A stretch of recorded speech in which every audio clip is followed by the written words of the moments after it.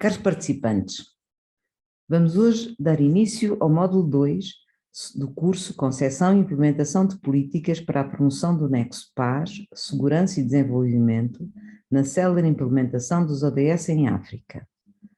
Este módulo abordará o Nexo na prática, estudos de caso. Eu sou a vossa tutora, Rita Carneiro.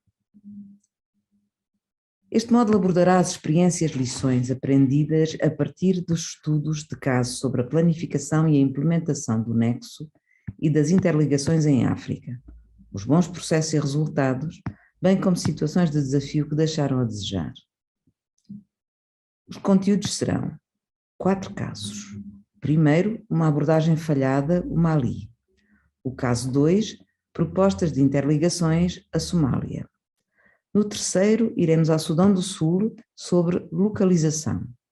E o caso 4, a construção de paz e um misto de sucesso, a Libéria. Uma abordagem falhada, o Mali. O estudo de caso do Mali constitui uma oportunidade para se compreender o impacto da ausência de uma abordagem integrada sobre o desenvolvimento sustentável, num contexto frágil ou de conflito, e para uma compreensão das lições aprendidas. O exemplo do Mali é o de um declínio contínuo das condições de segurança, com ataques terroristas de extremistas islâmicos contra o Estado e agentes internacionais, situação conducente a desafios humanitários graves. Em 2019, segundo a OCA, cerca de 4,1 milhões de malianos requereram assistência humanitária, enquanto cerca de 2,6% da população do país sofreu de malnutrição aguda. O terrorismo e a classificação do Mali como um Estado frágil têm sido importantes, sob um ponto de vista negativo, para as avaliações recentes do estado do país.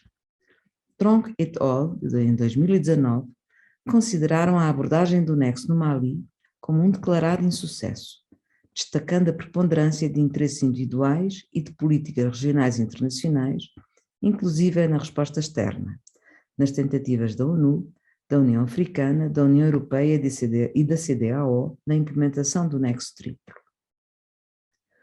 Quais são os maiores desafios para o cumprimento das interligações? Em primeiro lugar, a ausência de uma visão de longo prazo de apoio ao governo de Mali relativamente à provisão da segurança e dos serviços. Depois, a priorização da segurança em detrimento da construção da paz a longo prazo, sobretudo no tocante aos agentes. A exclusão de agentes nacionais na planificação e implementação de processos é um dos maiores desafios.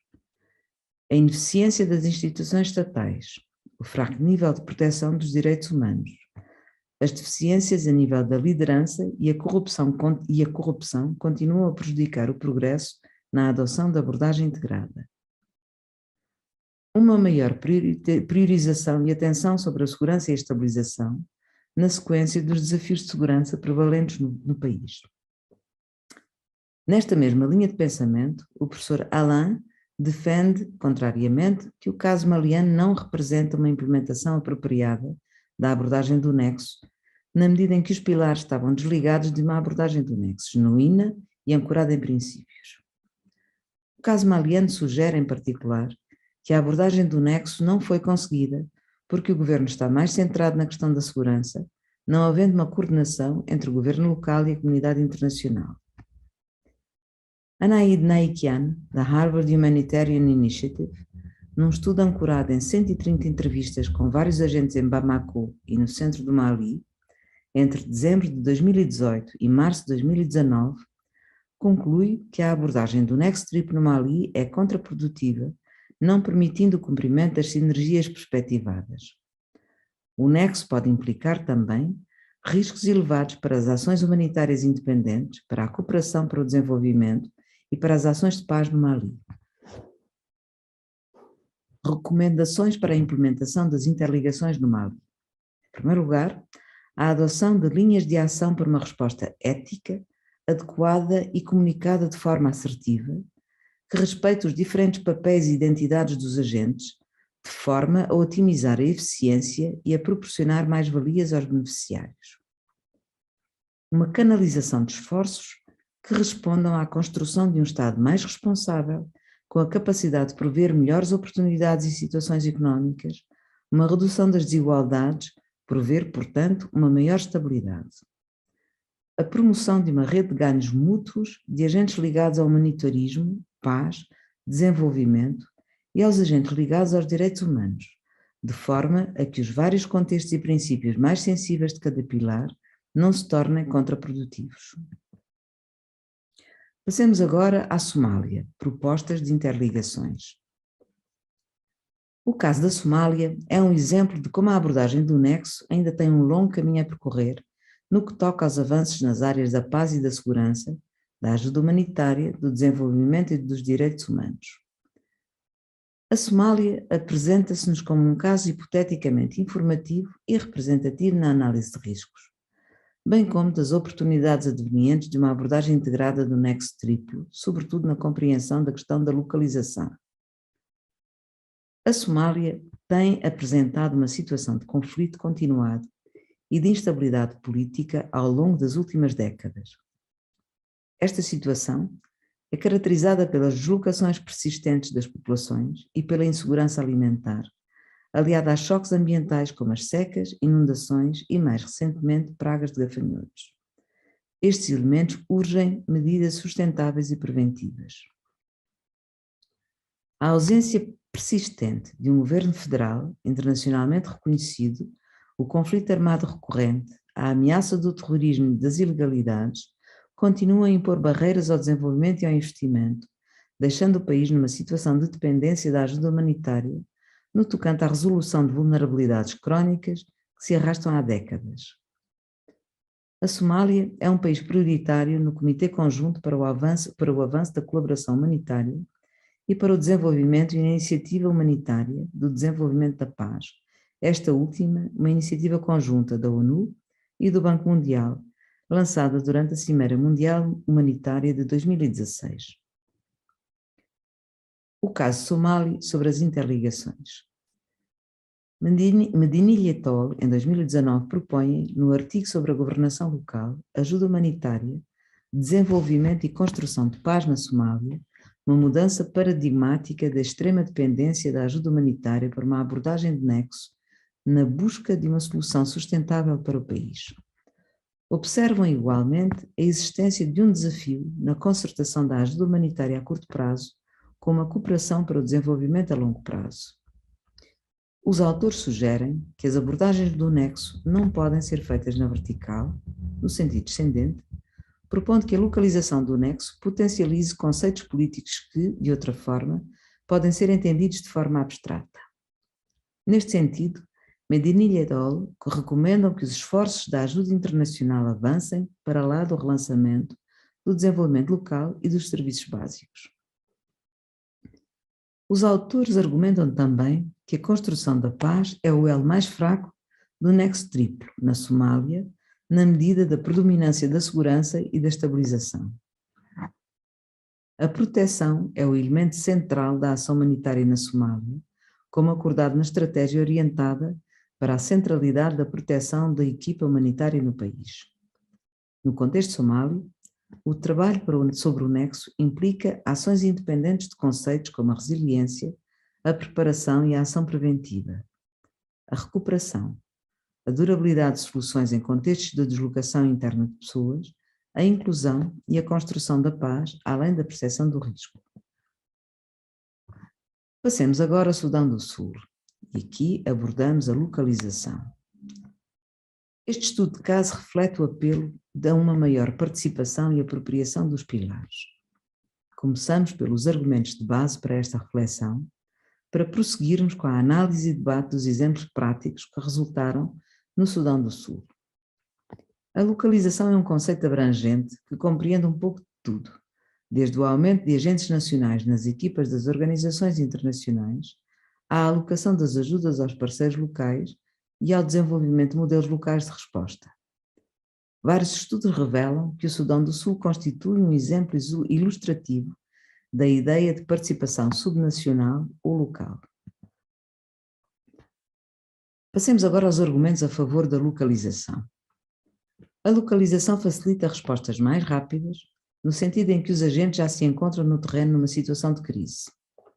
Estes agentes têm acesso a zonas e localidades frequentemente inacessíveis aos agentes internacionais. Tais agentes possuem uma melhor compreensão do contexto local, no tocante à cultura, à religião, à língua e à política vigente. Encontram-se numa situação privilegiada relativamente à ligação existente entre a preparação, o apoio, o desenvolvimento e a paz. Neste sentido, reúnem melhores condições para a operacionalização do nexo triplo, na medida em que já vivenciaram estas situações antes, durante e depois das crises, o que não sucede com os agentes externos. Este tipo de resposta humanitária é mais racional em termos de custos financeiros. Os salários dos agentes locais não são tão elevados quanto os dos agentes internacionais, além de que os agentes locais dispõem de uma rede de contactos a que podem recorrer. Mais alguns argumentos. A implementação de atividades levada a cabo por organizações locais tem um impacto maior e mais benéfico para as comunidades locais, sobretudo se adotar uma abordagem genuinamente participativa. A título de exemplo, as iniciativas ligadas à proteção são, a miúde, desconhecidas ou entendidas como de uma importância relativamente menor pelas pessoas em risco, na medida em que são implementadas por agências externas ao invés de agentes locais. O facto de a maior parte das crises humanitárias ocorrer num contexto de conflito, implicando riscos para a segurança das organizações internacionais. Consequentemente, as organizações internacionais recorrem à gestão à distância em parceria com agentes locais. Temos ainda a crítica aos sistemas internacionais como hierarquizados e norcêntricos, centralizados, burocráticos, lentos e avessos ao risco, além de ignorarem o valor do conhecimento local e de excluírem a apropriação local e nacional dos processos. Por fim, a necessidade de reequilibrar as equipas internacionais expatriadas em posições de gestão sénior relativamente aos colegas nacionais, no reconhecimento da indispensabilidade destes colegas em situações de crise e conflito. Vamos agora à aplicação das interligações no Sudão do Sul. O caso do Sudão do Sul é um exemplo do nexo triplo. O envolvimento da Igreja local na ajuda humanitária, no desenvolvimento e na construção da paz, minimizaram a fragmentação interna e asseguraram a paz através do processo de paz do IGAD, que compreendeu campanhas de consciencialização, mensagens públicas e a construção comunitária da paz, numa abordagem pioneira de pacificação, sustentada no princípio de pessoas para pessoas. O Conselho das Igrejas do Sudão do Sul tem um plano de ação para a paz, enquanto a Igreja Episcopal do país dispõe de uma comissão de paz, justiça e reconciliação, paralelamente a atividades humanitárias e de desenvolvimento. Os líderes da Igreja são vistos como os únicos que dispõem de credibilidade e reconhecimento a nível nacional, o que lhes permite um lobby efetivo junto da comunidade internacional para o apoio à causa, além de servirem como mediadores de paz e em comunidades divididas pela guerra e por conflitos étnicos. Agora, dois bons exemplos das interligações. Em primeiro lugar, a Cáritas do Sudão do Sul providenciou uma resposta humanitária, o desenvolvimento de capacidades e programas de desenvolvimento, além de apoiar iniciativas de construção de paz, através de mensagens de apelo à paz em estações locais de rádio. No segundo exemplo, temos a ajuda da Igreja Dinamarquesa e respectivos parceiros, que implementaram o projeto Construção de Subsistência Sustentável e da Liderança para a Paz, que compreende resultados interligados e de longo prazo, incluindo a resiliência dos meios de subsistência e da segurança alimentar, a coesão social e a resolução pacífica dos conflitos. Por fim, abordemos a construção da paz e um misto de sucesso, a Libéria, nosso caso 4. Dada a importância da paz na abordagem do nexo, o exemplo da Libéria apresenta-nos um estudo de caso interessante, na medida em que é visto como uma história de relativo sucesso. No entanto, uma análise crítica auxilia na melhor compreensão da necessidade de abordagens de base que solucionem a desigualdade horizontal e que promovam o desenvolvimento inclusivo. A construção da paz perspectiva a pacificação a longo prazo, após longos anos sucessivos de conflito. Tais atividades incluem reformas várias como o desenvolvimento, a segurança, reformas legais e institucionais, paz, educação e esforços locais de pacificação.